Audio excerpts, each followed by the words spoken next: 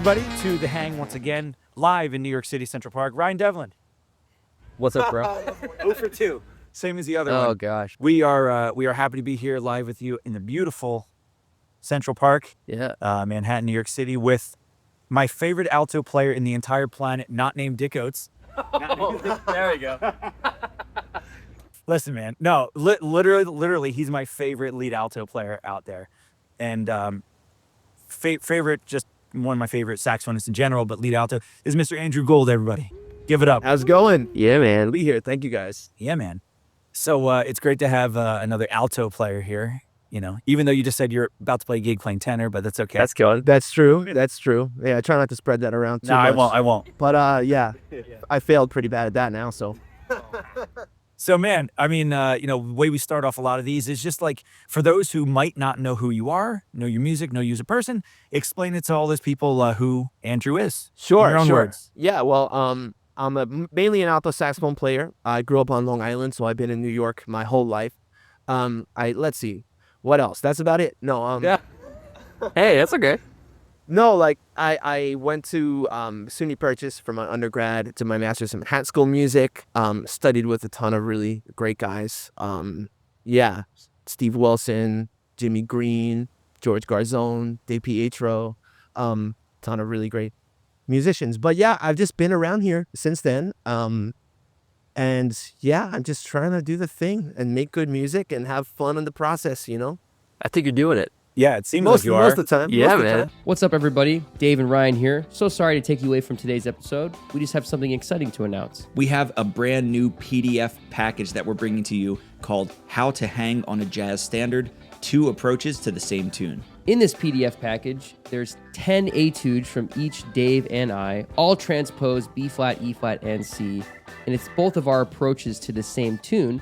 We also have over 2.5 hours of video footage of us analyzing everything that we played. I'm thinking C7 altered, ba ba ba ba ba ba ba ba, pretty much like a Donna Lee phrase, right? And you could pick it up today, and all you have to do is go to davepollack.com/store. Now, back to the episode. I mean, when you say, like, especially nowadays with the big bands that are, or not even, I keep saying big bands, but just any bands that are out there, especially big bands, though, in New York City, if you look at the lineup, most likely we're going to see you sitting in the middle of that section. Oh, man. You playing so many different ensembles, and for good reason.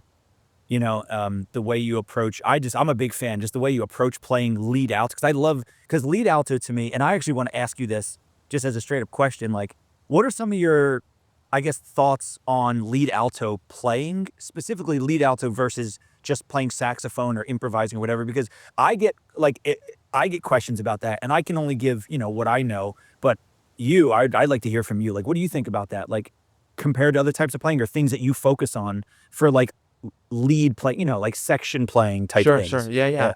Well, it's an awesome question, because I think, like, when you get down to it, it's really the same thing. Like, when we play music, right, we want to be conscious of just like what we're doing, like what the point of the music is and what our role in the music is. And so the same goes for playing lead alto, right? You just have maybe a little bit more responsibility to convey a little bit more direction to the rest of your section, But I think one of the biggest mistakes, misconceptions, or immaturities about playing lead alto, which I am very guilty of many times still, is just, taking on this thing like, oh, I got to be macho and play too loud, And I think that's, honestly, it's part of it. Like, you do need to be able to throw your sound out there when it calls for it, But also to back way off. And to just generally, like, listen to what the direction of the music is. Like, do I have the melody?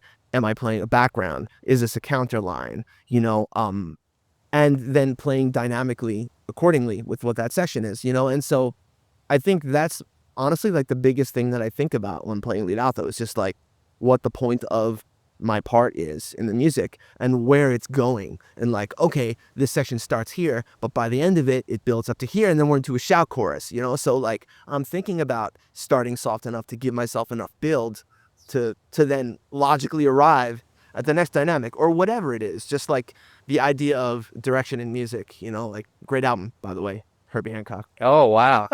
No, but and the same goes for when you improvise too, right?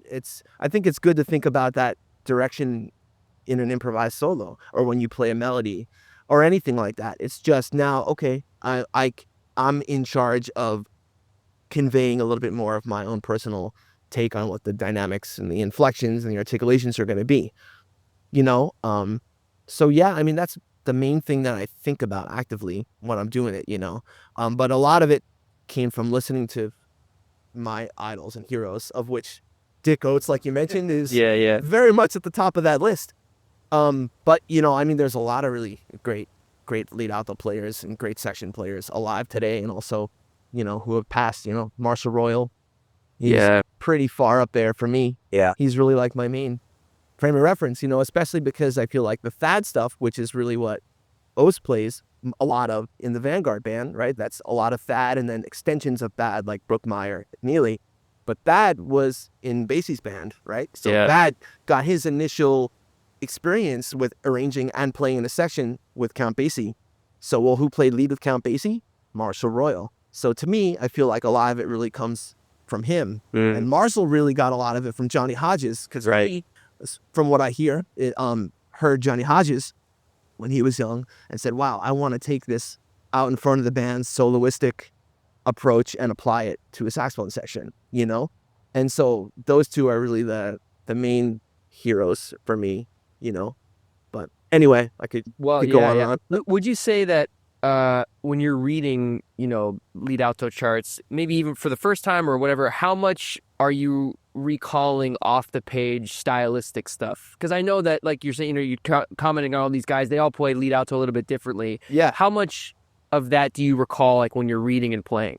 A pretty damn good amount. Yeah, for sure. I mean, even just like rhythmically, like one of the signs to me of a good arranger, it depends on the style, I guess, but like you can see the rhythms and you know the intent of the phrase. Just like in the same way you read and like you look at like the word chair. Like I don't sit there and sound out every single after the word. I see that it's the word chair. And it's the same thing for when I read a rhythm, right? Or then when I see a longer phrase, right? You know, so I think that there's like a stylistic vernacular, you know what I mean? As far as like reading rhythms in like the Basie style or the Thad style or whatever. And the same thing goes for more modern music too, you know?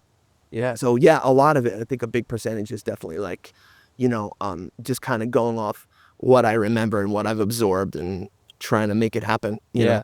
How much of your work is like sight reading big band charts? Oh, so much. Really? Yeah. How'd you get those chops together? Just doing it? Like, yeah, honestly, just doing it. You know, I was really, really bad at sight reading. That was one of my initial, like the things that I was super like not confident about, especially in high school and, you know, college. And I think I just knew that it was a weakness and I just wanted to do it to the point where it was like, you know, I would get past this point of feeling uncomfortable about it, you know? And honestly, like with music, sometimes you just have to kind of like face up to those demons in general, as far as like, okay, I'm really bad at this. Oh, what should I do? Do it a lot. Just do the actual thing. You know, the best way to get better is to just do the actual thing. And so, yeah, I would just try to sight read a ton. And thankfully, you know, like I grew up and like the main thing, like being in Long Island and being in high school and doing like some of these honors bands, which is where I met Sam Dillon, one of my best buddies too, is doing these bands like that. And they were all section big bands, wind ensembles. You know, shout out to Nassau Suffolk Performing Arts. There you go. Yeah, and so like just doing that and being in this situation, you know, and having role models that would let me come up and sit in on their gigs. You know, there's this big band every week, no, every month or every 2 weeks. One of those three. Gotcha. I can't remember. Once every Memory's foggy. 24 It happened days. at some regular interval, and it was like all like the most like regularly like jazz experienced Long Island music educators, and they would encourage like kids who were into it to just come through. Wow, at that's this awesome. place called Whoville, and it was a great big band, the Leon Petruzzi Jazz Orchestra. And so my high school band director was a lead alto player, and my saxophone private teacher, was playing second alto. So they're always like, Andrew, just come through. And like every single time I would bring my horn and they let me sit in on a few charts. Oh, yeah. You know, so I just did it. I was always really nervous. Like thinking back, like I can't believe I was nervous for that. Like it totally you leveled up inconsequential. since then. You know, just a little bit. You know, it's all relative. But yeah, so just experience. Yeah, Tons that's of it. awesome. I mean, it's so funny when you hear like that. And that's why I love what you just said, because the stuff about passing it down, and you heard it from this person and they taught you, and it's the same thing if I said, how'd you learn to develop your tone? How'd you learn to develop your improvisational style? It's all the same. It's all lineage. It's all passing it down. It's all community. It's all connections. Oral 100%. tradition. Yeah, Oral yeah. tradition. And whether it's lead alto playing or improvising or writing music or whatever, you have references and you have influences. And it's great that, not some of the times you have to reach out for the influence. Like you have to go search out a record, but sometimes it's a teacher saying, hey, come out to this gig, come sit in, listen. Hey, you've never heard this player before. I want you to sit and listen to this album. So it's cool to hear that even with lead alto stuff, it's still not just like, there's no like secret. It's not like you were born a lead alto player. I mean, No. maybe, but No. you worked at it and you listened and you put the time in and the blood, sweat, and tears, and For sure. Yeah. Did it. Hard work is just where it's at, and I was like a very introverted, shy kid. I still am, I think, at the root of it, but like the desire to get better and to just do the thing that you love, eventually it outweighs that. You know what I mean? And so Totally. I think sometimes, especially when you recognize that you have a student that might kind of like that they really love it, but they're just a little shy, like you just have to encourage them, just throw them out the opportunity to like, hey, why don't you come out? Come sit in, come Yeah. do this, Yeah. Because even if they don't do it the first time, maybe they just come and scope it out. I know for me, like I was really nervous about going to jam sessions in New York City. For the longest time, I didn't want to even go. I was like, oh man, I'm going to get laughed off the stage. And I finally went the first time, like Cleo's, I don't even remember like the year, like 2004, 2005. And I went there, I didn't bring my horn. And it was like me and a bunch of friends, we were all too nervous. Like, let's just go see what the deal is. And we got there and we were like, oh, we can, this is totally cool. Yeah. No big deal. nobody threw a cymbal. That's you. You're Good. right. You're Right. chilling. Right. Yeah. No, I've seen some pretty sketch shit go down. Oh, I at bet. sessions too. But yeah, no, it was cool. Nothing ever happened directly to me, thankfully. But yeah, so a lot of times you build something up in your head to be worse than it is, and then you go and do it. It's like, okay, this is cool. I'm glad I did it, Yeah. So yeah, very much like the same thing with just going out and going to that spot, Whoville, and sitting in and and just doing whatever it is, Yeah. And we're talking about you as a lead alto player, but you're also, a fantastic soloist, and you got lots of cool records, like that one that you did with Sam, like that's awesome. Reminded me of like the Oates and Berganzi kind of vibe, That Very may or cool. may not have been a slight influence. I could imagine so. Hey, listen. That's a killing record. Yeah. Pull up a chair. Oh yeah, that's the newest one. Trio. Yeah. Oh yeah. That's Killing. awesome, bro. Yeah. So how do you prioritize? And I think I already know the answer to this question, but how do you prioritize shedding the lead stuff and then shedding the improvising stuff? Do you think about them separately? What's your process? Yeah, I mean, a lot of it just comes to like trying to at least take a peek at the music when I can. Like most of my practicing now is generally survival practicing or flute long tones. You know what I mean? And so I think, certainly there's like parts where I'll see something on saxophone and be like, all right, I need to bust out the horn and check Sure. this out. But a lot of it is more just, unless there's something really technically crazy, it's just more just like I was saying, like making sure I know what the rhythms are and I understand like what the direction of the music is, just getting my eyes on it, Yeah. So I don't think I really shed the lead stuff. I keep my ears open to the music by listening to a lot of that Right. stuff. I listen to a lot of big band music in various styles all the time, and then I just do it a lot. Yeah. Shedding, improvising. Yeah, I mean, I always do that, just like we all do. As far as just playing through tunes and working on different ideas. Of course, yeah. in a myriad of ways. Yeah. But yeah, not really shedding like the lead stuff so much. Okay. Yeah, I forgot what your initial question was. Yeah. Just like the balance of, shedding and listening maybe, to the lead stuff versus the improvised. But I know it's all like, it's all coming from the same thing, right? Exactly. Yeah. That's the thing is like, just like I was saying, like how Marshall Royal listened to Hodges, like, and he wanted to apply the soloistic concept to the section a little bit more. Yeah, that's the shit. Like I still want to play like my lead part as though it was just an expressive melody. Absolutely. You know what I mean? Like whether I'm on top of the section or the band or the rest of the section is with me. You know what I mean? Like that's still the point, right? We're still playing a melody. We're still playing a line, and it still should be played with nuance and color, whether it's a melody or it's a counterline or background part. You know what I mean? Yeah. If you treat them like they're all important, if you treat every part like it's really important, even if it is a counter line, even if it's a harmony part or whatever, you treat it like, all right, I'm going to put my full effort into it. That's when you can really get it going. As soon as you start, well, this isn't the melody, it's a unison, I'll just then you can, It'll sound like that. it'll like, sound, it'll sound like you don't care. So that's good to hear that, listen, kids, it's not only the lead stuff. It's not only And the the melodies. doubling, You you got to touched play about everything. that, doubling, right, as a lead alto Sure, player. Oh my yeah. gosh. Yeah, this dude's a beast flute player. Man, I don't know about Beast. that. I'm working on it. It's a constant work in progress, but I did just get my flute fixed, and so it feels a lot better now. Killing. That was So now you don't have an excuse, though. You can't tell people you got it fixed. No more. I've had an excuse for a while though. So all those people, that last time I cracked that note, that wasn't me. No, it was definitely me. But yeah, it feels good to have instruments that work. So then I know Amen. what I actually need to do to make it happen the right way. Yeah, You don't want to be fighting it. that's awesome. So we have a segment here that we call Gig Horror Stories, and I'm sure you have your share of them. So do you have any off the top of your head that like went wrong, either on the way to the gig, on the gig, whatever, just anything that's kind of interesting? I mean, And I'm let it sure fly. Whatever you want to say, let it go. the longer you give me to think about it, the more stories I will get. For Okay. sure. Okay. But there are a few that come to mind. Thankfully, it was nothing, at least nothing that I think directly involved me, but I was certainly there for or a victim of. Oh boy. Well, yeah. So I guess the most recent one was actually on a wedding gig, and basically what happened, and it was ironic because I'm standing next to the trumpet player, and the trumpet player, he's like super into Krav Maga, and he's like Wow. ready to go. Like sometimes we play, and he's got like UFC. He's like watching UFC while we're playing. I can't believe somebody would watch something on their phone during a gig. I would never do that. I have pictures of him it's- streaming the Phillies game. I would never watch the Phillies during a gig. Oh ever. no, I'm sure you wouldn't. Yeah, neither would I, man. Neither would I. Yeah. Sorry, Don. No, so basically what happened is we just started playing. It's like the beginning of the night too. And this dude, he's a guest at the wedding. He's super drunk. And he comes up on stage and starts dancing, but in this very belligerent way. He's banging into the singers. He's knocking over mics. Oh, So everyone's like, hey, in the most chill way possible. Like, man, can you just do that on the stage? yeah. Just Get on the stage. yeah. And the sound guy sees it and he's like, man, that's not cool. So finally the sound guy's like, all right, come on, let's go. Yeah. And finally he just grabs the guy's jacket and he starts like tugging him.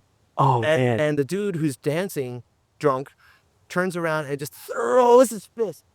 And the sound guy dives out of the way. Oh, wow. But then the sound guy comes back. And so now these dudes are absolutely going toe to toe on stage. Thankfully, it's a big stage and it's on the other side of the stage. And the Trump and UFC cat next to me here is like, let those motherfuckers come over here. Bring them over here. Bring them over here. And I'm like, dude, no. No. Don't Yeah, do yeah. it. Don't do it. Be cool. Be cool. And so sure enough, they're wrestling with each other. And this is a high stage too. It's like 6 feet off the ground. Oh my God. They wind up tumbling off the stage. And the bride is crying at this point. The music stopped. Everybody's watching. This is awesome. and These are stories I live for. I know. so like I don't know what happened, but they're getting bloody. Like I think it was mostly from the fall. Okay. And it kind of stopped because I think the groom was like, it was like the friend of the groom or a family member. It finally died down. Security finally got there. It felt like it was like an hour. It's like 5 minutes. Damn. And yeah, the bride was crying. Like we took like a half-hour break. Everybody calmed down, and then the party resumed. Wow. So that was one. Just as far as like a really catastrophic thing happening, thankfully it had nothing to do with me, and I didn't have to like hold back my buddy from like. Yeah. yeah. Um, Damn. Wow. Another bad one, actually, also a wedding gig. Surprisingly. There's a theme. Yeah. So we get to this gig. Seriously, it's out in New Jersey. It's on this campground. It's like a terrible spot for a wedding. It's awful. It's in the middle of the summer. It's muddy. There's bugs everywhere. Yo, I got married at a campground actually. So. Well, I mean, maybe it I'm was a just nice kidding, I'm one. just kidding. Maybe it was a nice one. That'd be crazy. It's not all play campgrounds. It's just this one that I was This at. specific. I'm sure you had a beautiful wedding. Sorry, I gotta stop jumping in. Go. No, you're good. You're good. I love it. And so the first bad thing was just the surrounding, right? The sound guy is smoking so much. We're under this tent that like the singers are coughing, right? And I was right next to him, like, damn, dude, there's so much smoke. Like it's like I can't see like fully because the smoke is clouding up. but it was so buggy that the smoke was keeping the mosquitoes off of me too. So I was like, well, all right, sound guy is in control of everything I'm doing, and he is keeping the bugs away, so I'm just gonna cut my losses and not say anything. All right, so anyway, that was that. But the bad thing, the really bad thing that happened was that I forgot what song it was, but it was the bride and her father, like the dance. Oh Lord. And so the singer learned the song, but apparently the singer learned the wrong version of the song. It was a song where there's like a totally other version that's like has nothing to do with it. Yeah. Oh, no, Like some random YouTube cover. It was or something like that. And so the piano player learned the right version of the song. Singer learned a totally different song that had the same title. I forgot what it was, honestly. But so they go to start playing, and the keyboard like starts this little intro, and the singer's just like absolute deer in the headlights. The bride is fuming. She's just like, start the song. You can go now. She's like saying this. Everybody's watching. I'm just standing there like, oh man. And so it was this huge scene. The singer's just like, Yeah. I don't know. It was really bad. And she's fuming. Finally, her uncle comes up. He's like, I think I know it. And he comes in and sings the song and saves the day. And with the piano player. So the piano player. Yeah, he sung it with the piano player. And the singer was completely mortified. Yeah. But you know, this was like several minutes of like 200 plus people all just watching the singer just like freak out. Wow. I got home, I opened up my saxophone, bugs fly out of my saxophone case. That's wild. So yeah, those are two bad ones. All right, one more. Okay, yeah. This is like probably some good 10 ones. years ago. It was for the New York City Marathon, which I think just passed actually. Okay, yeah. I think so, yeah. But this year was abnormally warm. The year that I played, it was so cold out, and it was an outdoor funk gig, but it wasn't like standard. It's all original music, Wow. parts untaped, windy as can be. Oh, A stack of music. I'm not even joking. This thick of just untaped parts in no order, nothing. So we get there. I brought my wire stand because the guy's like, yeah, I have some charts. Can you bring a stand? Sam is on the gig with me. Oh, no. And first of all, it's so cold. We waited. We started like 2 hours late. So we're already like frozen to the bone. I had mittens on. I played saxophone with mittens on this gig. We had no charts, no clips, nothing. So the music is just flying off into like where people are running. And there's like bystanders like running through and grabbing the music and bringing it back to us in the middle of the gig. We're just like omitting That's like crazy. whole sections of tunes because our music is just like what are we supposed to do? Yeah. So yeah, it was fun. I remember being like insanely stressed like on the gig. But now I feel like I just be like, well, you know what? This is just not in my control. Like, Yeah. This just sucks, and I'm sorry, band leader. Like, maybe we should have brought clips. Maybe you should have let us know. Maybe you should have taped your charts. Like any number of things. Yeah. But Wow. that was a pretty stressful one. Yeah. Yeah. That's why people use iPads now. Yeah, right. You know, it's Yep. like, Yeah. I got my iPad with me for a gig later too. Oh, yeah? Oh, yeah. Nice. Is it a Yeah. wedding gig or what is it? It's a wedding gig. Nice. On tenor, which will. Okay. Yeah. There you go. Man. hope nothing goes wrong. Yeah, right? Yeah, actually, I got the text that it's outside, but it's under a tent, so okay, hopefully it's that's not cool. so They bad. got a little. That's cool. Good times. Yeah. Wow. Those are three really great ones. Yeah. Yeah. And wedding gigs, they always bring out the most interesting kind of thing to it. You know what I mean? Like, where either somebody in the band, something goes wrong, or a belligerent person. I mean, both of our worst gig stories that we shared at the beginning of this all were both on weddings, and one was on flute for me that I just, Oh, was that a ceremony? You don't have to tell me the details. It was, yeah. I mean, I'll give you a debrief. It was like we were supposed to play. It was a ceremony. We were the cue for the bride to walk down the aisle and to walk back up. 2 Taylor Swift songs. And the band didn't tell me like what key to learn it in or whatever. So I just learned it off of I can't remember if it was the record or a lead sheet or whatever it was. But for some reason, when we went to go play, I was in a completely wrong key. And so I'm like trying to read the chart, and it's just so off.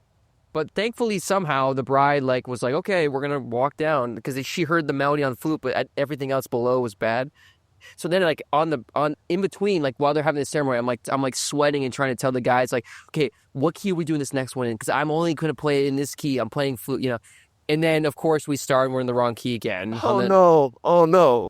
And at this point, the people in the party are like looking at me like, what is going on?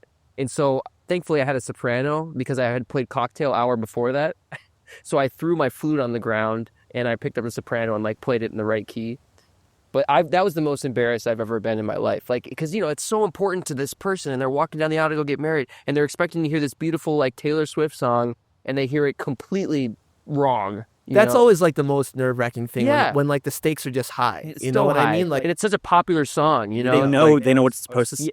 it's yeah, exactly. Everybody knows that song. Yeah. And this is a very important moment. The music's not hard. No. But you know, like if we don't discuss what key it's in and boom, yeah, it's pretty blatant. And I'm playing flute. I can't transpose I can barely play it in the key that I'm reading it on. You know, it's like, I don't play flute. But I said yes to the gig because they're like, oh, we'll give you an extra $300 to play ceremony. And I was like, wow. Damn, can I get that connection? Jeez. Yeah, I'll send it to you. Yeah. No, actually, I probably broke it because I'm sure there's some flute video of me playing at somebody. Because it's all videoed and stuff, you know. I got to find it. I got to try and find it. Because I remember the venue. It was in Maine. Yeah, I got to find that out. But It's actually crazy when you think about how many like couples that got married probably have footage of like some band train wrecking. oh, I'm sure. Like there's got it like we need to hire somebody to like sift through all these people's wedding Like a playlist. videos and just like find like the Living the gold. 1 minute version where like the band just absolutely destroyed the song. Listen, and that's know. why people use DJs. Oh, you know that Frank Sinatra version of The Way You Look Tonight where it goes up a half step? That, Yeah, like, sure. I had a wedding gig in Boston a couple weeks ago, and we played that, and the singer did not go up, but the band did. Bruh, it was bad. That's the thing. Like these are details that are important to iron out before. Right. Like, if there's a modulation, are we gonna do it? Are we gonna do it? What key the song is in? Just Yeah. the way we know, you know. Yeah. Gotta love it. Gig horror so stories. many funny ones. Oh my gosh. That's great. Yeah. So I guess on the flip side of that, who are some of your favorite bands to play with or people to play with? Besides, I guess, you know, your own band, obviously you like to play with, but like who are some of, I'm just saying, I mean, you know, but Yeah, like, or or some musicians to play with or certain bands or situations that you really dig, like, you know, or it could be a specific gig or just an overall thing. Like, what are some of your favorite stuff to do? Yeah, I mean, there's some really awesome ones. I'm glad you asked this question because I don't want to feel like I'm just talking about all the bad things. Yeah. The bad things, thankfully, are pretty far and few between. You know, Mhm. there's always something funny or someone messes up and it's a great reason to give them shit. Yeah, you know? sure. Of which I am often the brunt of. But yeah, man, there's a lot. Like, well, we were talking before about the 8-Bit Big Band has some really cool stuff coming up. And so that band is always one that I really enjoy for a lot of reasons. Musically, it's just great. The music is awesome and it's so well written. Yeah. Shout out to Charlie Rosen, who he was a special guest on He here. was, yeah. So yeah, I always look forward to that. Also, the video game music. For me, I mean, I grew up with a lot of it, you know? I played so many video games when I was younger, not as much anymore, so I've learned about the new games sometimes because I look at the title, I'm like, I don't know the song that I'm playing right now. What game is this from? You know, and find out about it that way. But yeah, that's one. It's always a great hang. We always play, you know, there's always like, it's like Comic-Con when we look out in the audience, everybody's dressed up. So that's cool. The Mambo Legends Orchestra is another one. It's a band that I'm subbing in just a bunch. The main lead alto player is this guy who everybody should know. His name is Bobby Porcelli. He's another one of my lead alto heroes. He played with Vito Puente for like 30 plus years. Especially for Latin music, but also for just playing like awesome swinging, traditional like Marshall Royal style lead alto. He's one of the very best to ever do it. Sub for him sometimes, or even the second alto player, Vito Chiavuzzo. He's a great alto player. He's just busy on Broadway a lot. So I wind up kind of subbing more than either of the guys that are regularly in the band, which works out great for me. And yeah, I just love that music, you know, like Latin dance music, mambo, and also Latin jazz, you know, all that stuff. It's so fun to dip into that style. And the percussionists in the band are, well, first of all, one of the band leaders is this guy, Joe Madera, who plays timbales. But his father was on the Machito Orchestra version of Kenya. And Whoa. he told me that when he was 7 years old, he was at the studio watching Cannibal Adderley record on like Canonology, which is one of my favorite Cannibal solos ever recorded. And he was just there, a 7-year-old, not hanging. really fully appreciating what was going down. But so now he's the band leader, and he's like one of the foremost like Latin, like Tito Puente style arrangers. So Yeah. it's just ultra legit. You know, it's really, How's really that? cool. The Vanguard band, when I get Yeah. called to sub with them, that's another one. Wow. Yeah, but a lot of my buddies too, like Stephen Feifke, his big band is so great. Yeah, Danny Giannacucci, he is a great band. Dan Pugac with whether it's his non-ed or his big band. Yeah, I don't know. The Robert Edwards, another one. We play every week, so that band is just a group of buddies, and we just got to know the music so well that like it's just a hang, and we just try different shit every single time, see what sticks, you know. Yeah. That's I awesome. wanted to ask, man, about the Vanguard thing because, like, you know, I went to William Patterson University, which was the jazz program started by Thad. We have all the Thad charts, so I had always like gotten really heavy into that. So to me, the Vanguard band, it's my favorite big band of all time. Same, It's to say the that. Thad Jones Melos Orchestra. Yeah. So how is it, like, how is that? I guess just like, what is it like being in that, you know, environment in the Vanguard with, you know, in that band, like the weight of that, like how is that playing in it? It's what I started off saying was because I was just recalling the first time I ever subbed and how ridiculously nervous I was. Oh man, I can imagine. Yeah. So nervous. I was a wreck. Were you subbing for Oates or for Billy? I was subbing. So usually, I guess technically for Oates, but Billy will usually move up to lead, and then the sub will play second. So I was playing Billy's chair while Billy was playing Oates' chair. You know what I mean? Sure. Yeah, but it's like it's incredibly heavy, and it's some of my favorite music. You know, like you said. So, you know, as nervous as I was, I also realized I kind of can just relax, sort of trust my instincts because it's music that I've just been like trying to internalize so much that if I just go off of playing it how I feel like it should be, I wind up lining up stuff. You know what I mean? And so that's like the good thing about just getting so familiar with whatever music you're playing that like you just know it, you know? But yeah, it's become something that I've been nervous, and so every time I do get called, I am still very nervous for it because it's just what it is, and I hold it. Yeah, it's legendary, you know, and I hold it in such high regard. Yeah. But I've managed to calm down enough about it that I can also enjoy it and have fun. And like usually Ralph is next to me, just like when he finishes his solo, he's like, "You can clap now, motherfucker." He says that. He literally says that to me. I love it. Like he'll be like, "Was that a good solo?" I'll be like, "Ralph, it was amazing." He'd be like, "That's right, I know it was." That's awesome. You know, and then That's awesome. and then Billy overhears and he's like, "Don't let it bug you, man." You know, so those guys are generally clowns, and I have a good time with those. Do you ever play second to Oates? Have you done that before? I've done that a few times. Yeah, Wow. he's missed more, so Okay. it has. It's been less frequently, but How's yeah, for that? sure. Oh, it's Yeah, just the best. Yeah. it's the best thing. Like can I said imagine. about the instinctual. I mean, I cop so much of his isms. Sure. They those, you know, you got Oh, both. yeah. You know, like, yeah, I know kind of how he's gonna play the parts. So I just Of course. try to like be in tune and, you know, get all the rhythms and then just try to get with his inflections. Don't step in a rest. Yeah, exactly. Yeah, that's the worst. Yeah. Wow. You got to get to the point where you pull a Gary and just put the book on the floor. Yeah, oh man. Just like, what's the list? Okay, got it. All right. I don't know if I could ever get to that point. That's some freakish. some freakish stuff. He's a freak. I mean, he is, dude. Yeah. But it's funny. Nerves, I think, could be a good thing, man. I think when people get too relaxed, like too apathetic, you lose an edge. Totally. Like, yeah. Like, I even say it to students, I'm like, how you feeling? Like, right before we go on stage. You're like, I'm nervous. I said, good, go. They're like, that's not the answer they want. Yeah. But Yeah. like, there's a point where like nerves it's almost like that fight or flight. It heightens your senses. Like if you're nervous to a point, obviously if you're like nervous where you can't focus and, you know, Right. But like, if you're nervous, that means you care. That means you want it to be good. That means you're like focused because you want it to be right. You Yeah. can't just like do it like with your eyes closed. 100%. necessarily. Yeah, So yeah. I think that nerves, when harnessed, can be a really powerful thing for anything in life. Yeah. I Not just totally agree. music, but- I Yeah. completely agree. Yeah, there's like a sense of like electric energy just when Yeah. you feel like a little bit like, oh, I got to get this. You know, I got to get this right. I want to make this be as good as it can be. You know, Absolutely. that's totally what's up. Yeah. Yeah. Dude, it's completely not related to this. How's it like being a dad? It's great. It's great. How old is your Are you the son? second dad we've daughter. interviewed? Daughter. Okay. Second dad?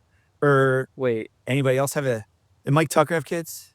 Yes, he has a daughter. Okay, so we've interviewed a few. We didn't talk about it though. Well, we too. haven't Well, talked a about little it. bit, but Yeah. yeah, how is it?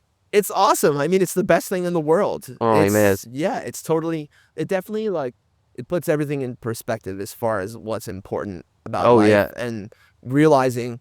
Like when you tell yourself, because I was I remember still my daughter's not that old. Like when I was gearing up to for her to be born, thinking, oh, this is going to be so cool. I'm a little nervous how it's going to affect everything. But when you're actually the one responsible for someone else who completely cannot do anything on their own, Yeah.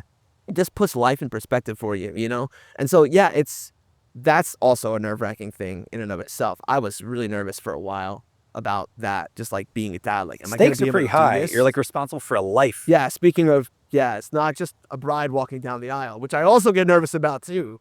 But Right. just a child. But it puts a lot of things in perspective, and you have such an unbelievably strong feeling of love for that, and that can come out too.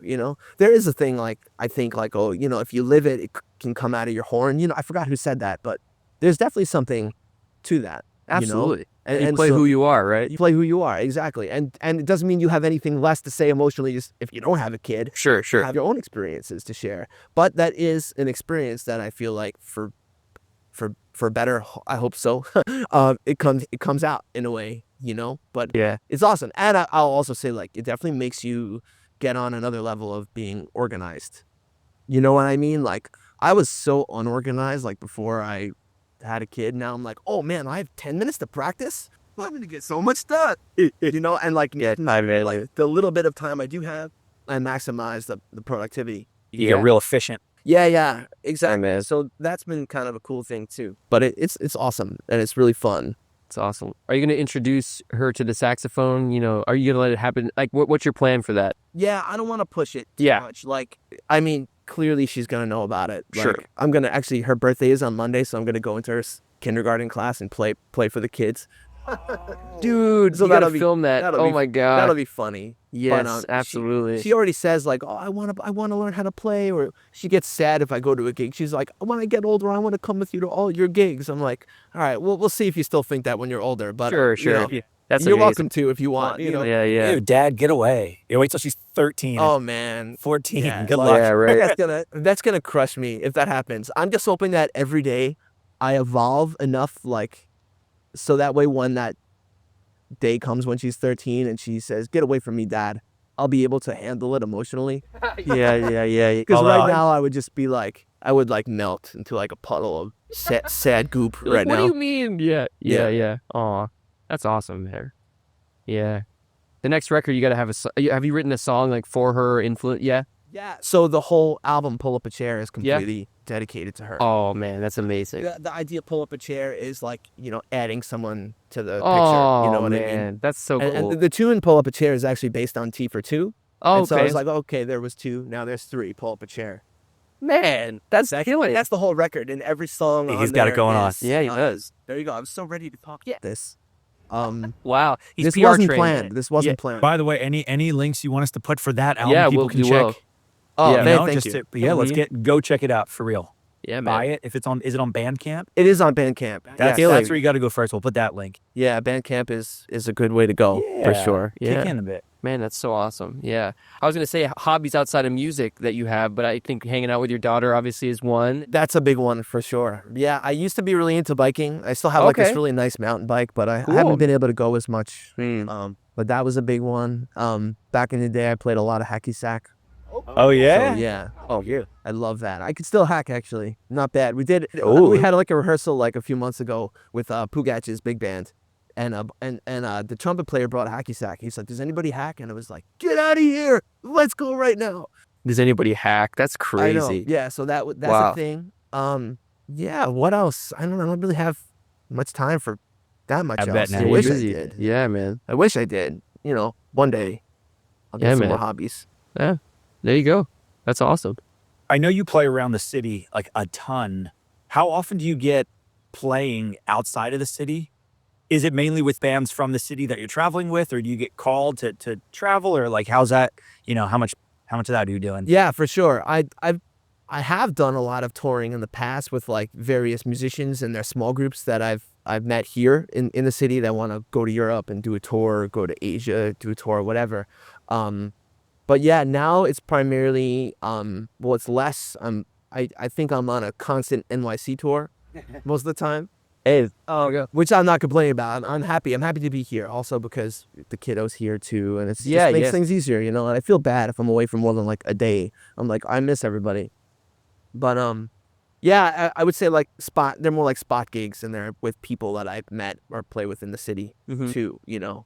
Do you have plans with your own group doing some out of state or out of country touring at all? I not really. I don't have anything on the calendar. I would Okay. love to, but I haven't been seeking it out. I Gotcha. want to try to seek it out. I think more when my daughter gets a little older Yeah. and it's a little easier to leave. You know, I mean, I did go earlier this year and I played at South by Southwest. Oh, cool. And I did like a gig under my own name too, and we Killing. also recorded an album, which still has to come out. I have like a whole other album oh wow. of music that Cool. I just have to get out there. Killing. Still, I've been kind of Wow. sleeping on it. But yeah, I'm down to do more. It's just, yeah, it's hard. I'm just trying to stay busy in the city and stay on top of things, and you know, I'll get to playing outside more, you know, Yeah. at a later date. But You got the good problem of you're too busy to, to do other stuff, it seems. You know what I mean? I guess, you know, Yeah. knock on Right, wood. right, But right. yeah, I mean, it's been cool just like in the city, like I've been able to make it kind of happen, you know. Great. And it's not all playing, you know, like there's some teaching happening too. Yeah. But it's a combination. Everybody finds their own combination of Yeah. stuff that they need to do or whatever, you know, whatever they like to do. You know, what one person likes to do and can put up with is not what the next Right. person. And we all find our own thing. There's no one way to do it. You know? Amen. Yeah, I man. wound up getting into my own, you know, thing of what's been working at least. Right. So Well, it's doing it, working, man. bro. well, Double thanks, down. man. Keep it going. Yeah, Thanks, man. thanks. Jeez, Yeah, man. bro. I mean, we're getting to the end here. We talked about a bunch of good stuff. I guess one of the things is because I'm always, like you said, you learn from people. I'm always looking to learn. Other young people might be watching us looking to learn. Do you have any advice, I guess, for younger musicians? I'm not even going to say saxophonists. It's probably a lot of saxophonists watching, but younger musicians, not necessarily in New York City, not necessarily saxophone players, but just advice for them that like things that you would have liked to know when you were a teenager or whatever.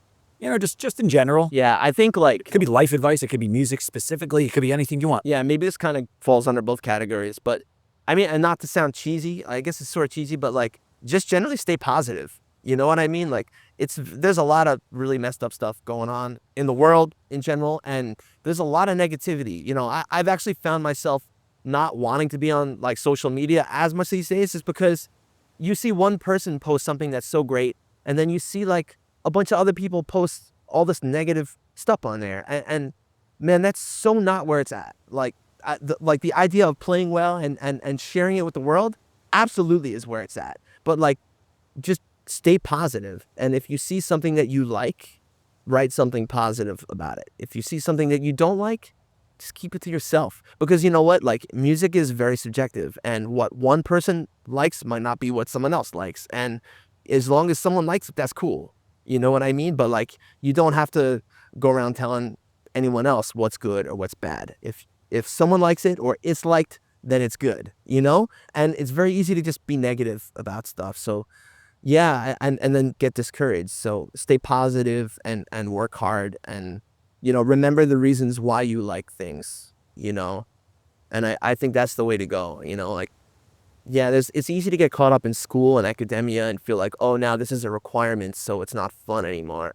But, you know, like, yeah, it's a requirement, sure. But, you know, also, like, at the root of it is we're just trying to become better musicians, you know? And so maybe if I get this skill down, it'll just add to me being a better musician overall. And then I'll be more hireable when I get out of school. Yeah. Like, that's all a good thing, you know? Yeah. We're all in this Great. together, right? Positivity. Yeah, exactly. Yeah, absolutely. Kids, man. listen to that. Yeah, that's killing. Yeah, Man, I and, love you that. know, like, it's not, we're all on the same team too, especially when we're in the same band. Whether it's like with another saxophone yeah. player, like it's not, oh, hey, I'm trying to cut you, or I'm trying to play more than you. It's like we're all trying to make as much music together as Yes. possible. You know, like we're on the same team here. You Yeah. know? There's that scarcity versus abundance mindset, where the scarcity mindset is I have to keep everything in. I have to get everything for me because if I don't do this, someone else, I have to take their gig. And it's like, no, if we make a better situation for everybody, Absolutely. we can make, instead of saying how many finite pieces of pie, why don't we just make a bigger pie? Yeah. We can fit more people into it. There's always room for more people. If people don't think that way, they're like, no, but there's fewer clubs and fewer this. All right, let's be positive. Maybe we can come up with a new idea to make a new venue or a new, you know what I mean? Like, I don't know. But just that positive stuff can really, and it's not cheesy. It's a real thing. That positive mindset is a real, it's tough sometimes. It's really easy to be negative too. It's a lot super easy, easy to be easy to negative. complain, right? Yeah, sure. Anybody Yeah, can sure. complain. Yeah, to do something about it, to rise above it, to ignore the hate, or to just be positive, or To be thankful. to be thankful. I mean, just like, Yeah, this person might have a million times more gigs to me, and I get negative that I only have this. Oh, or I can be like, hey, this is where I'm at. If I want to get here, maybe I can work on it or figure out ways to get there. Or Yeah. maybe that's not my path or whatever. Yeah, I always think like, you know, Totally. it's such a blessing, and I'm so thankful that I can be a working musician.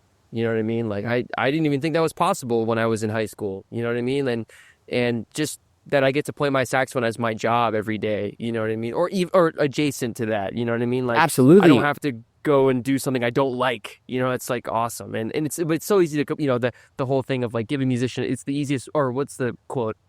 The easiest way to get a musician to complain is give them a gig, right? 100%. You know, man. it's true, but like at the same time, it's like, come on, like I'm living my dream. You know what I mean? Like I think we all are, and gotta be thankful for it. Yeah, I never actually cared about being like the best. I just wanted to be playing with on a high level with people that also share that same outlook. You know what I mean? Like, and if I could somehow keep myself alive, Yes.